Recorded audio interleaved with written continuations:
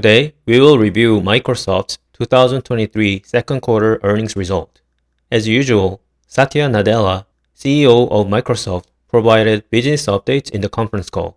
He set the tone of customers' high interest in artificial intelligence by saying, organizations are asking not only how, but also how fast they can apply this next generation of AI to address the biggest opportunities and challenges they face. Then he emphasized three priorities for Microsoft going forward. First is helping customers utilize the breadth and depth of Microsoft Cloud to get the most value out of their spend. Second, investing to lead in the new AI platform shift by infusing AI across every layer of tech stacks. And lastly, driving operating leverage to maximize profit. Next, he provided detailed updates on various business segments, and here are the four key takeaways that we summarized for you. First and foremost, the migration to cloud computing continued this quarter, and he stressed that it's still an early day for cloud computing expansion. Microsoft Azure is driving the AI-first workload with the frontier and open models, such as Meta's Llama 2 on Azure and OpenAI. Azure OpenAI service already has more than 11,000 organizations using it, with nearly 100 new customers added daily. Customers' high interest in new AI products can be shown in the following three examples.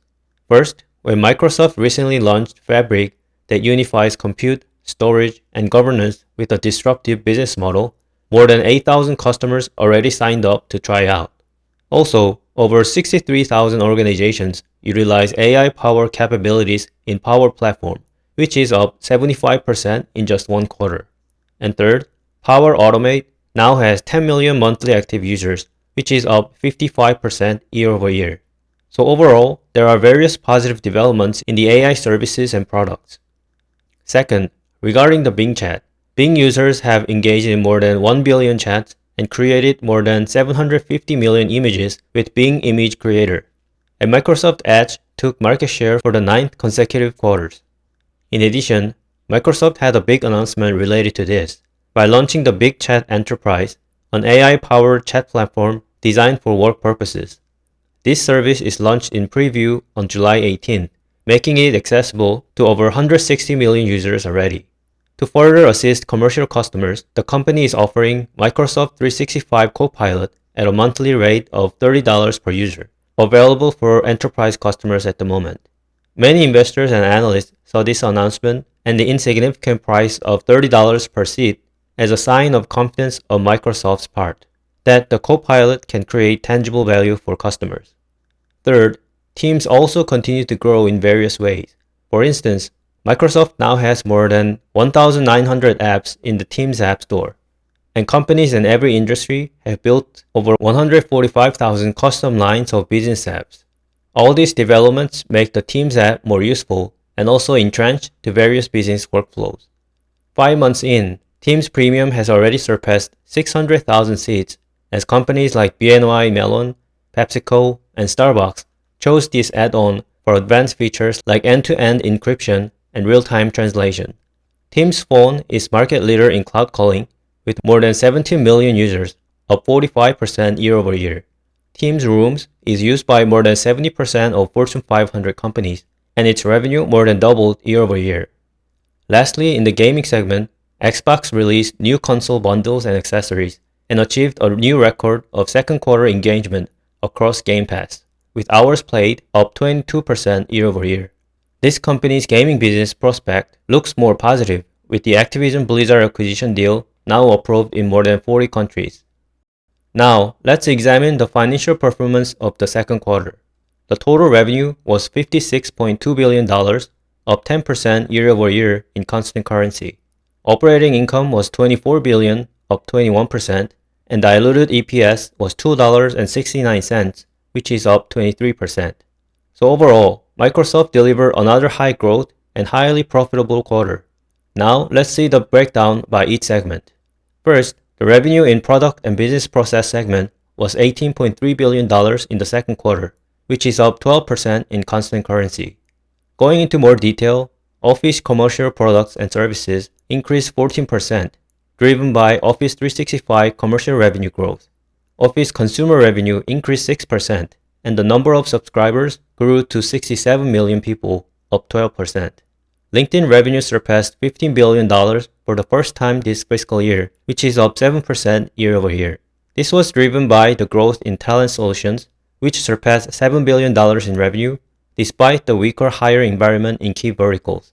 LinkedIn now helps more than 950 million members across the world to connect and get hired. Dynamics revenue increased 21% in constant currency. And one important change here is that Microsoft now reports this dynamic segment performance separately, rather than embedding it in the other segment. And so we will make sure that this change is reflected in our financial model of Microsoft later on. Moving on to the Intelligent Cloud segment, its revenue was $24 billion, up 17% in constant currency, with the following business highlights. Azure and other cloud services revenue grew 27%, now surpasses $110 billion in annual revenue. In per-user basis, the enterprise mobility and security install base grew 11% to over 256 million seats, which is very large. Revenue in more personal computing segment was about $14 billion, down 3% in constant currency, with the following highlights. Windows OEM revenue decreased 12%, and devices revenue decreased 18% in constant currency. And Windows commercial revenue increased 3%. Although this growth was low, it was ahead of expectations. In gaming, revenue increased just 2% in constant currency. Xbox content and services revenue increased by 6%, but the hardware revenue declined 13%. Lastly, search and news advertising revenue, excluding traffic acquisition costs, increased 8%. In terms of gross margin by each segment, in the first, productivity and business processes segment, gross margin percentage increased roughly by 1 point. In the Intelligent Cloud segment, gross margin dollars increased 17%, and the gross margin percentage itself increased slightly. In more personal computing segment, gross margin dollars declined 2% and were relatively unchanged in constant currency. And gross margin percentage increased roughly by 1 point year over year, driven by sales mix shift to higher margin businesses. CapEx was $10.7 billion, and as we can see here, this is the highest CapEx spending in a quarter, and this investment was mainly to support cloud demand, including investment in AI infrastructure. Cash flow from operations was $28.8 billion, up 17% year over year, and despite some headwind in the tax, free cash flow was $19.8 billion, up 12% year over year. And Microsoft returned $9.7 billion of this cash, about half of the free cash flow, to shareholders, in the form of both share repurchases and dividends in the second quarter of 2023. Now, we will summarize the Q&A part of the conference call.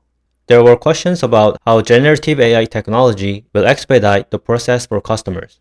And the management said, Microsoft believes the easiest path to get value out of generative AI at the moment is adopting certain solutions like GitHub Copilot, which offers productivity leverage for software developers in any organizations. In addition, Microsoft is deploying Copilot across various domains, like Sales Copilot and M365 Copilot, to maximize value for these horizontal tool chains accessible through Azure. The goal is to help customers build generative AI applications on top of Azure AI with the speed and efficiency. Microsoft encourages customers to identify areas where they can achieve maximum productivity leverage using these AI solutions.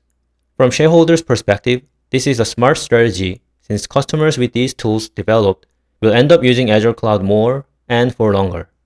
Another question was about the amount of productivity increase by AI. The management answered that there is empirical evidence supporting that the productivity gains of GitHub Copilot is about 40 to 50%. Also, Microsoft is working on gathering similar evidence for M365 Copilot, Sales Copilot, and Service Copilot, which are expected to show also high productivity gains. And throughout the year, Microsoft will present the results. The data is expected to demonstrate how copilots can complement OpEx spend and drive efficiency, reducing the burden of employees and enhancing overall productivity. To a question about future outlook of cloud business, Mr. Nadella talked about the overall TAM. First, in the IT spending as portion of GDP, the number is expected to rise from about 5% now to the 10% in the future. This increase will accelerate due to AI wave. Breaking down further, Microsoft considers AI Copilot to be the third pillar on top of Microsoft 365 and all the communication and collaboration services. And since the Copilot is just being launched, the result and benefits will come more apparent in the upcoming quarters.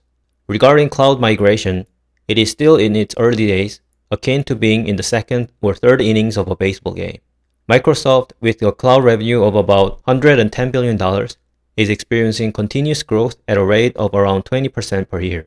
While the growth rate might be slower going forward, he believes that growth will be continuous and substantial for some time. Another question was about the gross margins behind these generative AI technologies. The management expects gross margins to transition over time, similar to previous cloud transitions, and anticipate different workloads to have varying gross margins. It's important to note that the current transition benefits from the existing shared cloud platform, which means faster scaling of gross margin is possible compared to previous technology transitions. The AI transition also accelerates CapEx spending in coming quarters, as we already saw this quarter. Despite the headwind from the useful life change, Microsoft expects fiscal year 2024 operating margins to be effectively 1 point higher than it was in 2023. Finally, regarding when Microsoft will hit peak optimization, management answered the following way. During the pandemic, there were many new project starts in the cloud, but optimization was postponed. And now, the company is doing catch-up in optimization. This process will go for several quarters, and moving forward, the cloud will return to the normal pace of new project starts and optimizations. Finally, let's take a look at two notable news about Microsoft in the second quarter. First, Mercedes-Benz is utilizing ChatGPT via Azure OpenAI service to transform the in-car experience for drivers. Starting in June 16th, drivers in the United States can opt into a beta program that makes Hey Mercedes feature more intuitive and conversational. Basically, the driver can talk to ChatGPT in the car, and the car will understand the context of the conversation. And as a result, it can do much more than the traditional voice assistant. Second, Microsoft confirmed more job cuts on top of the 10,000 layoffs announced in January this year. Although Microsoft is slimming down its sales force again, as we can see here, its headcount is still significantly higher than the beginning of the pandemic. Okay, that's it for today's update on Microsoft, and in the following videos, we'll reflect company's most recent status on the DCF valuation model and see how it changes Microsoft's per share value. So please hit the like button below and subscribe to the channel to get these updates. Thanks guys.